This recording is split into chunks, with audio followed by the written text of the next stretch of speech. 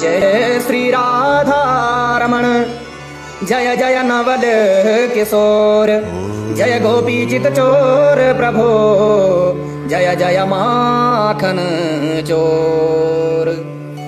ओम काल व्याल मुखग्रास त्राशन निर्नाश हेतवे श्रीमद्भागवतं शास्त्रं कलो कीरेण भाषितम् एतस्माद् परं किंचन मना शुद्धेन विद्यते जन्मान्तरे भवेत् पुण्यं तदा भागवतं लभेत्। परीक्षिते कथं वक्तुं शवायां संस्थिते शुके सुधाकुम्भं गृहीत्वैव देवास्तत्र समागमन् शुकं नत्वा वदनं सर्वे स्वकार्य कुशलासुरा कथा सुधा प्रयच्छस्व गृहीत्वैव सुधामिमाम्। एवं विनिमये जाते सुधा राज्ञा प्रपीयतां प्रपास्यामो वयं सर्वे श्रीमद्भागवतामृतम्।